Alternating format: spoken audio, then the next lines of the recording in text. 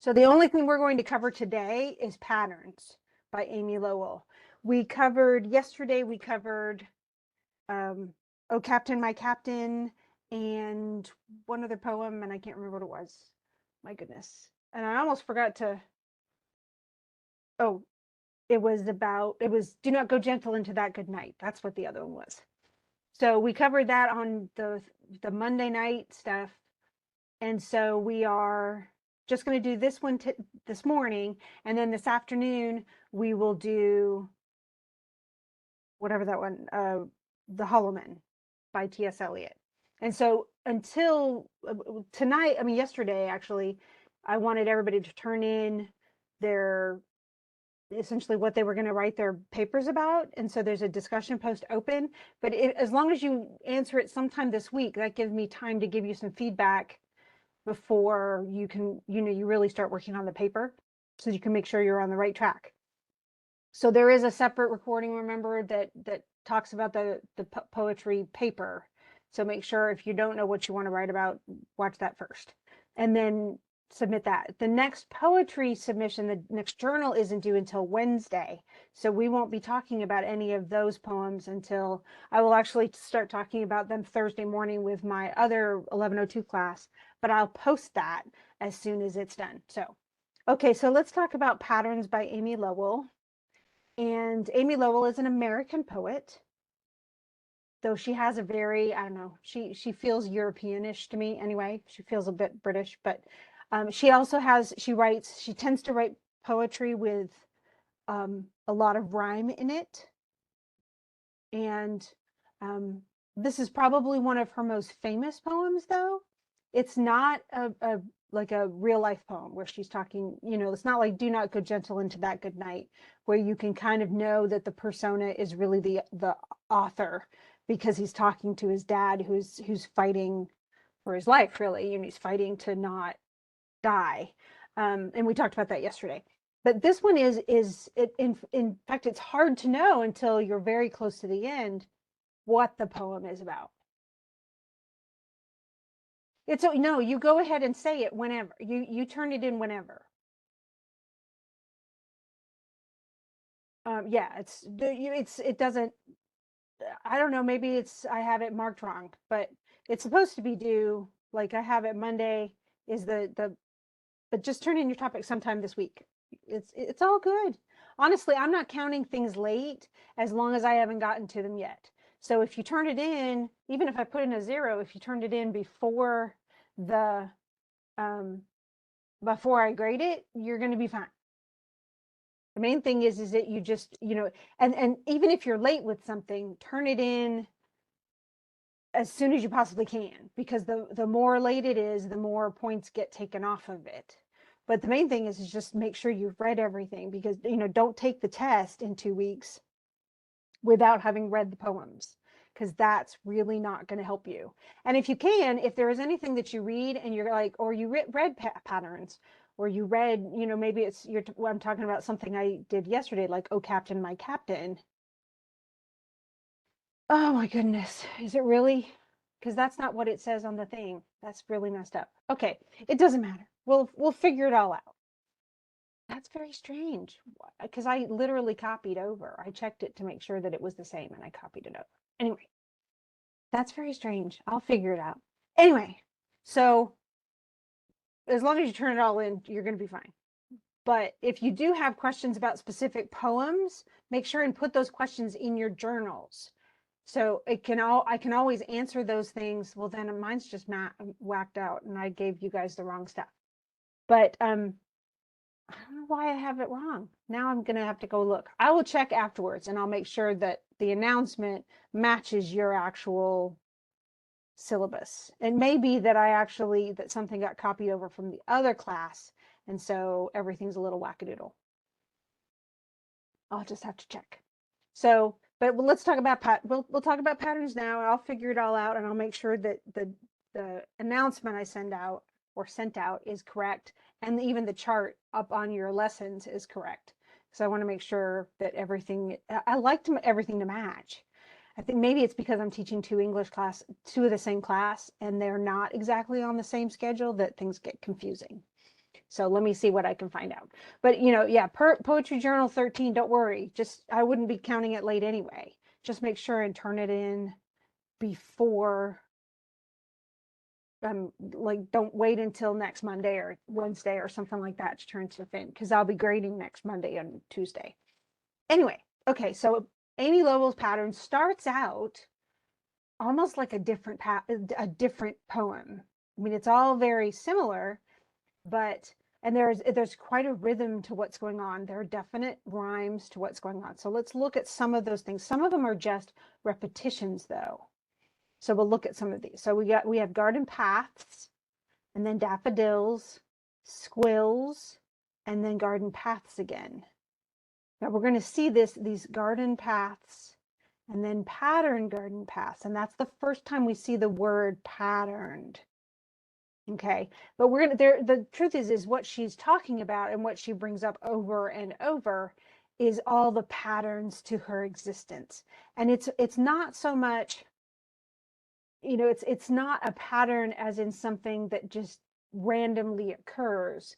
These are all designs. It's almost like that's the synonym. So pattern equals design, or even equals limitation. Or think about, have you ever heard the expression thinking outside the box? Or she's a square peg in a circular hole. She doesn't fit. And that's because we have these boxes all set up, these limitations that we create for ourselves, and those limit our behavior. They limit what we can do. They limit what we're allowed to do. They limit what we're capable, or we're supposed to be capable of. And they even, they're almost like, they're like rules to follow. And so the garden paths are all neatly designed already. So does she walk through the garden and mess up the flowers? No, no, no. She walks through the path that's the opening, and she stays on the path. And that staying on the path is part of that rule following. And so at first it sounds kind of pretty. I walk down the garden paths and all the daffodils are blowing and the bright blue squills. I walk down the patterned garden paths, but then we have a new pattern in my stiff brocaded gown. So she's wearing a long dress and it's stiff. I don't know if you've ever, it's like, think of prom and how uncomfortable your shoes were, and how, I mean, even if you really liked the way you looked, it wasn't easy to wear. And the same thing for guys. The whole, wearing a tux is not as easy as wearing just a regular, jeans and a t-shirt. But in this case, she's in a stiff brocaded gown. What's brocade? A type of fabric. Yes. And what are the characteristics of brocade? Do you know? Isn't it thick? Yeah, it's almost like tapestry feeling. It's a very thick fabric, and it's designed. So there's more patterns in it. And it's usually woven patterns as opposed to like a printed, where you can put a print on a fabric or something. It's usually woven into the fabric. The design is big flowers or whatever, and it can be different colors, but a lot of times it's the same color. You just see a pattern within the color. But yes, it's often very, very stiff. Okay, so, and then she says, and with my powdered hair and jeweled fan. So she's dressed up, but she's also wearing, have either of you worn a wig before?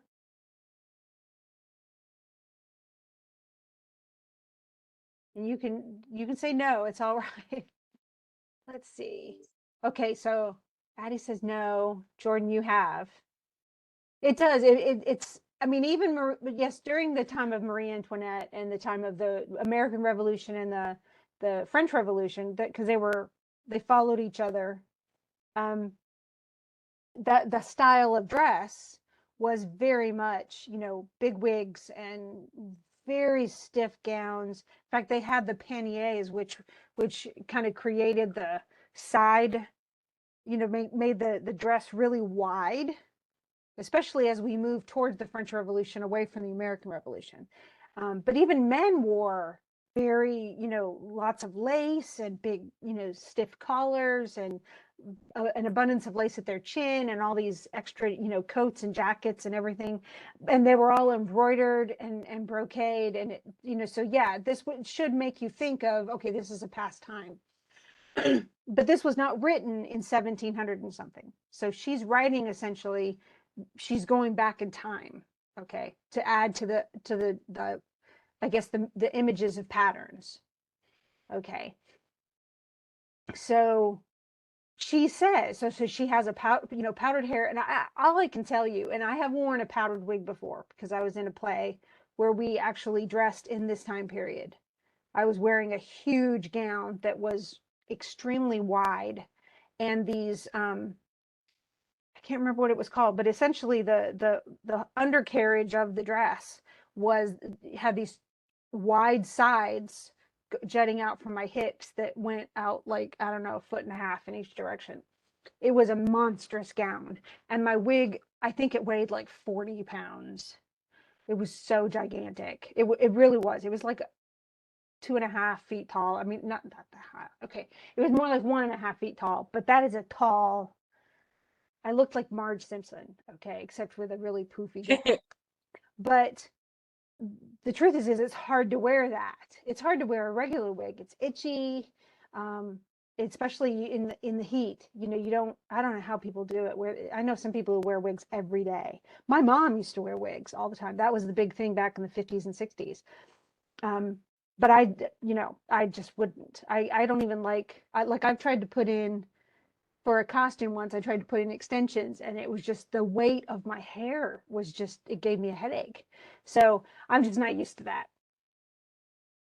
But in this case, she's wearing that. She's wearing the powdered hair, and she's not wearing a wig, but she's wearing her hair powdered. And it was, I mean, they powdered it to make it look gray for some reason.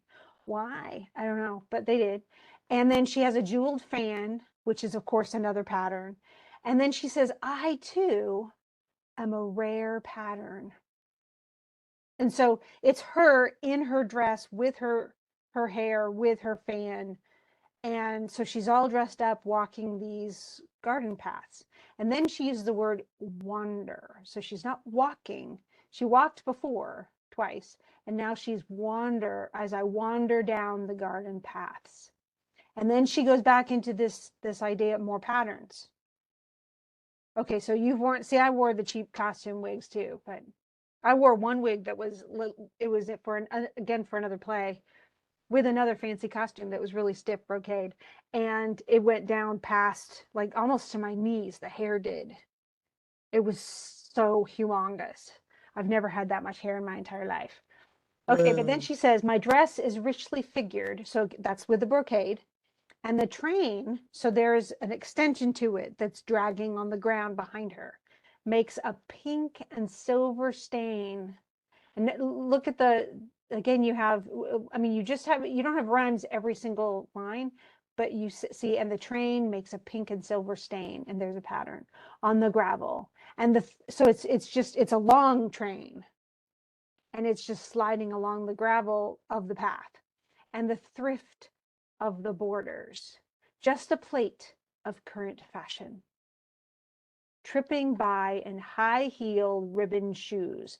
Okay, now they would have worn high heels at this point, back in that same time period. Um, Probably, I mean, Enlightenment, yeah, Rococo is right in between.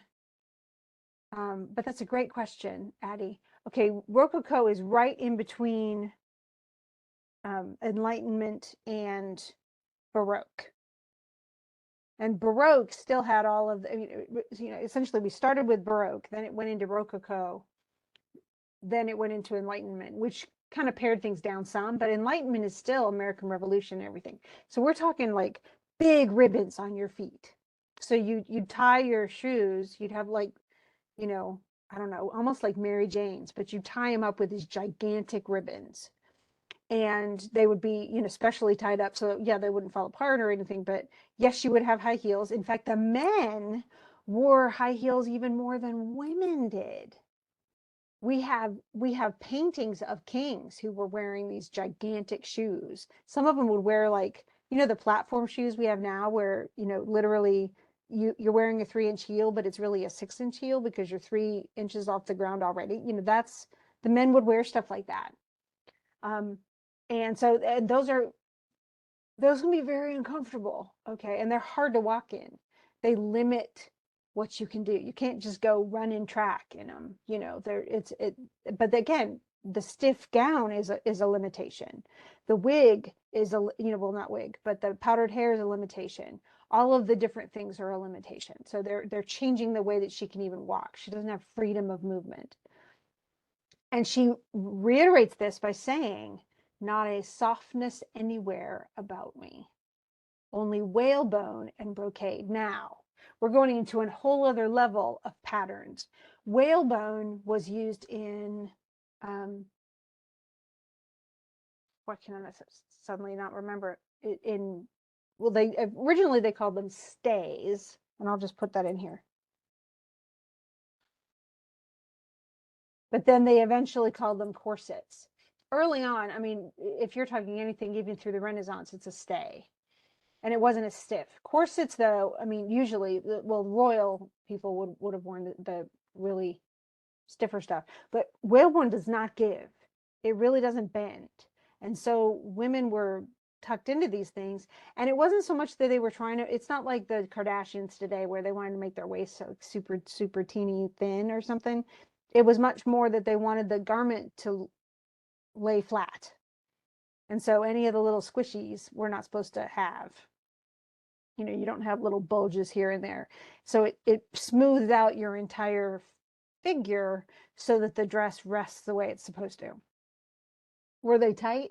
Yes. Did women faint because they couldn't breathe? Yes. Were they sometimes too tight? Absolutely. And they made women get sick even. Um, yeah, they were, well, I don't know. I don't think they're from the Baleen, but I'm not sure. That's a good question, Jordan. Maybe you can look that up and let me know while I'm on this. I don't want to go look it up because it'll show the screen. So I guess I could look on my phone.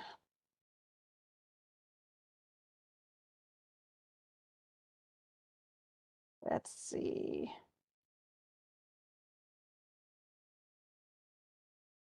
I know that my corsets, when I wore them, were never made of whalebone, ever.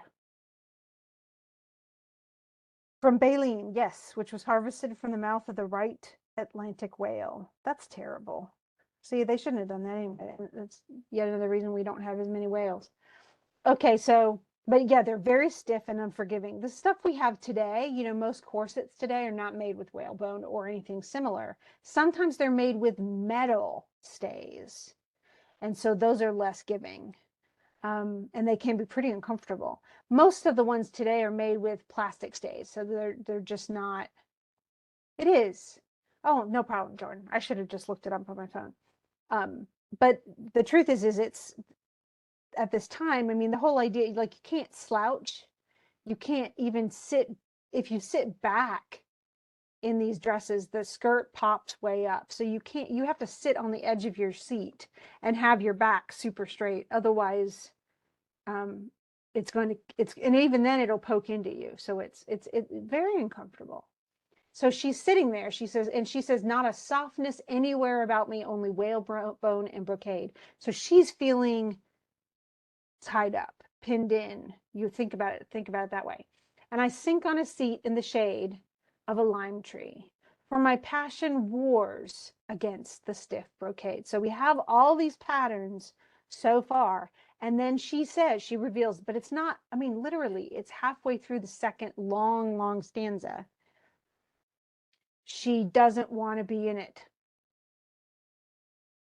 So and she even describes it as a war. My passion wars against the stiff brocade. And then she goes back to those earlier images. The daffodils and squills flutter in the breeze as they please. and I weep, for the lime tree is in blossom, and one small flower has dropped upon my bosom. Now, why is she weeping? We don't know yet. We're going to find it out, but we don't know yet. But they're happy. You know, she looks at the daffodils and squills and she's like, oh, well, the flowers are all happy. They can flutter in the breeze as they please. And she cries. And we think at first, okay, well, she's crying because she's stiff and she's trapped in this dress and with this, whalebone corset. And so she's not free. Okay. And that's what we assume. But this lime tree is in blossom is important. So we'll come back to it. The fact that one small flower has dropped upon her bosom is also important. Though that image means something. And so we're going to come, but we don't know what it is yet because we haven't gotten through the poem. And really, we won't find out till the end.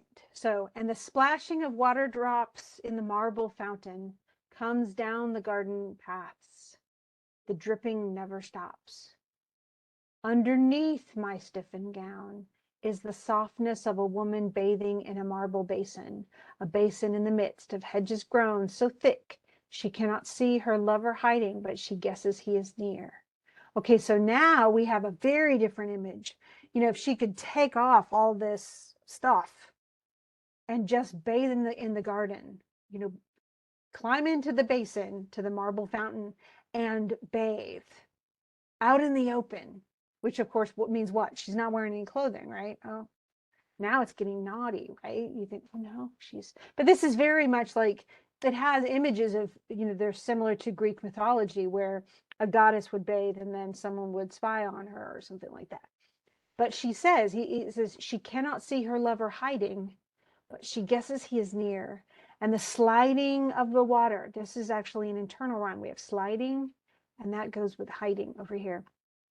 But the sliding of the water seems the stroking of a dear hand upon her. It's a very sensual image.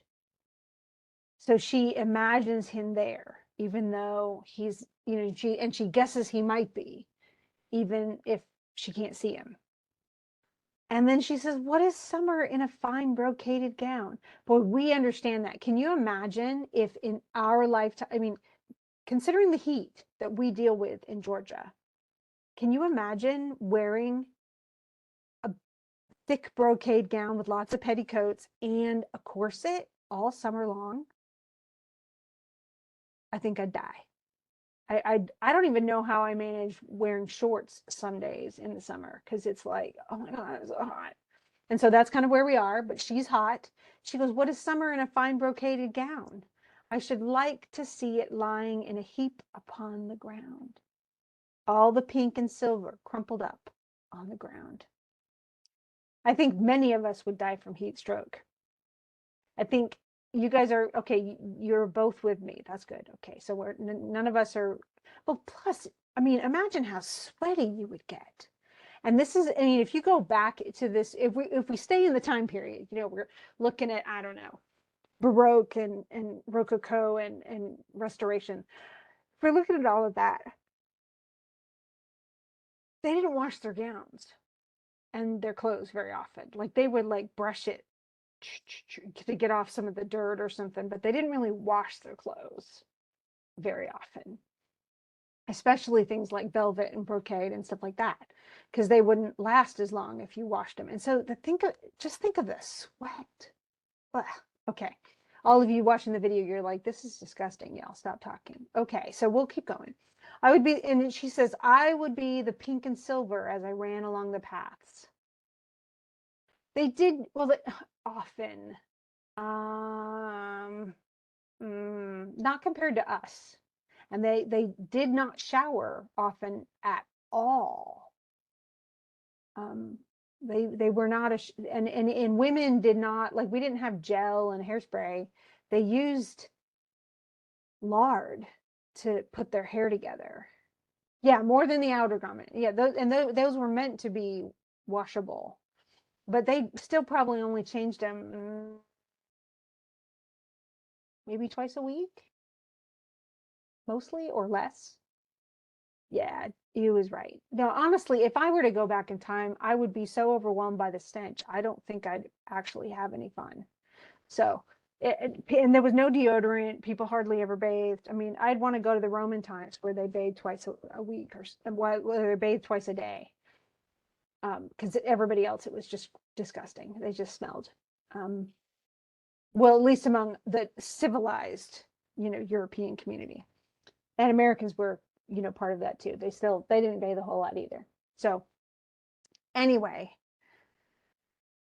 well, they carried, I mean, well, some of them used snuff, but they also would wear perfume to cover up the stench. And then they would wear like potpourri sachets. They'd have them like, on some sort of string or something like that, so they could put it to their noses if they felt like it. I'd have to walk around with that just pasted to my nose, but even that would make me sneeze. So, but she says, I would be the pink and silver as I ran along the paths.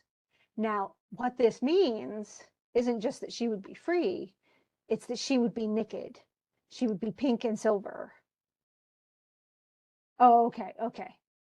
And he would stumble after, bewildered by my laughter. So there's the after and laughter. I should see the sun flashing from his sword hilts and the buckle on his shoes. I think that's what it's saying. I can't see for a second. Yeah, on his shoes. And so he's still dressed. He's wearing a sword hilt, so he's in, at least some type of garb that allows a sword. And the buckles on his shoes, and so the more patterns. No, it's joyous is really what it, again, this is I would be. So this is what she imagines. So first she imagines herself bathing in the fountain, and he's like watching from behind a hedge, but she feels like he's there. And the sliding of the water seems the stroking of a dear hand upon her. So she's imagining him touching her. Then we get to him chasing after her through the garden paths. So, and she's pink and silver. But I should see the sun flashing from his sword hilts and the buckle on his shoes. I would choose to lead him in a maze along the patterned paths, a bright and laughing maze for my heavy booted lover, till he caught me in the shade, and the buttons of his waistcoat bruised my body as he clasped me, because she's not wearing clothing. Aching, melting, unafraid. This is a very sensual poem. But a lot of, I mean, we have music today that's very sensual too. Okay, so she's going with that though. But he finally grabs her. He's chasing after her, all dressed up, and he even has buttons on his waistcoat. So he's still fully dressed, and he's even wearing a sword and buckles on his shoes, and they're heavy shoes and everything. But so he's still sort of in the pattern. So he's not undressed the way she would be. And with the shadows of the leaves and the sun drops and the plopping of the water drops all about us in the open afternoon, I'm very like to swoon with the weight of this brocade, for the sun sifts through the shade. So she's just kind of in that fantasy land, imagining what she would do. And then she gets back to normal, like, oh, but now we're back in real world. And she's wearing the brocade. She hasn't taken it off or anything. And it's enough, even though she's in the shade, she can still feel the sun. It's still hot. Yeah, it is very sweet. And that makes it all the harder, when we get to the end. So underneath the fallen blossom in my bosom is a letter I have hid. And this is where we get to the crux of what's wrong and why she feels so upset by, here's by her, the patterns all around her that are trapping her, by the whalebone and the brocade and the garden paths that are so limiting. And she's just limited by all of it. It's because of the letter that she has, and she's probably tucked it into that same corset, really. It was brought to me this morning by a writer from the Duke. Madam, we regret to inform you that Lord Hartwell died. Look at his name. That's important, because it's, Hart is actually HART stands for a deer, but it also is often interchanged with heart by the other spelling. So we regret to inform you that Lord Hartwell died in action Thursday se'nnight. That's se'nnight is a it goes back to that time period, but it's a week. So Thursday a week ago. As I read it, no, as I read it in the white morning sunlight, the letters squirmed like snakes, probably because she was getting, tearing up. Any answer, madam, said my footman. No, I told him. See that the messenger takes some refreshment. No, no answer. So she doesn't even show her footman the, the pain that she's, this is her reaction because Lord Hartwell was the person that she was waiting for. So, and I walked into the garden up and down the pattern path. So now we're back to the pattern in my stiff, correct brocade. The blue and yellow flowers stood up proudly in the sun, each one. I stood upright too, held rigid to the pattern by the stiffness of my gown. Up and down I walked, up and down. And so she's just been pacing ever since in the pattern of the garden, in her pattern dress, in her whalebone that is what's holding her upright. So she's upright, but she's upright because she's already like hemmed into the pattern. She's sewn in and she can't get out. In a month, and this is where we get to the crux of why it's so upsetting. In a month, he would have been my husband. In a month, here underneath this lime, that tree, remember, that was blooming, we would have broke the pattern. He for me, and I for him. He as colonel, I as lady, on this shady seat. And again, we've got that internal rhyme. He had a whim that sunlight carried blessing, and I answered, it shall be as you have said. Now he is dead. So he says, okay, well, we're going to plan. I mean, it was probably something that so many military men did. They went off to war, but they either married right before they left, and then the woman was left behind, or they said, okay, well, when I come back in a month, we'll get married. And he never comes back. So she says, okay, sure, let's get married right under the lime tree. But he doesn't come back. Instead, she gets the letter. So now what does she do? In summer and in winter, I shall walk up and down the patterned garden paths in my stiff brocaded gown. The squills and daffodils will give place to pillared roses and to asters and to snow. Asters bloom in the fall.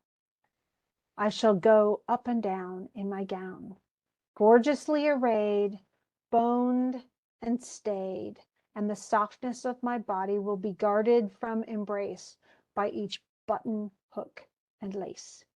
For the man who should loose me, who should let all that stuff go, or help me not be in the pattern anymore, is dead.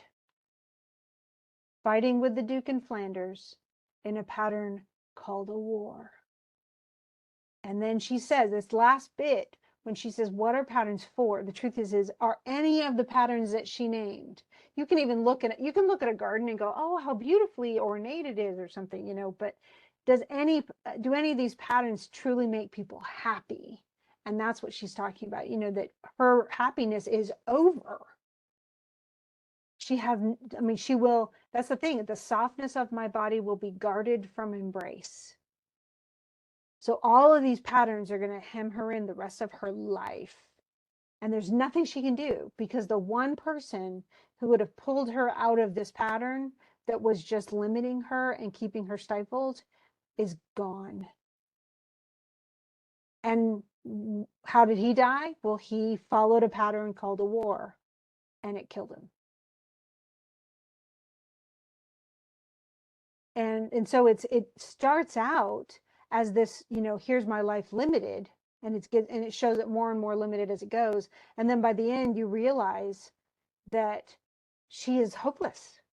This is the poem of despair, where that's it. That's all that's left of her life is to be essentially, she never even married him, so she's not even technically a widow, but she never gets to realize what she could have been because he's gone. It's like those two, they were each giving, she even says, he for me and I for him. I'm going to help him get out of his, these patterns, and he's going to help me get out of the patterns. We're going to break the cycle. We're going to break the patterns and be free and sway and be all happy like the flowers. But that's not going to happen. So it's really, I mean, it's a longer poem, it's longer than a lot of the ones we read, and yet what she does is, she establishes what the patterns are, and then she established what she hoped for and what she still can imagine. And then she makes it clear, so she gets us all like, oh, that's so sweet, and how dreamy and beautiful, and and even, you know, it's romantic.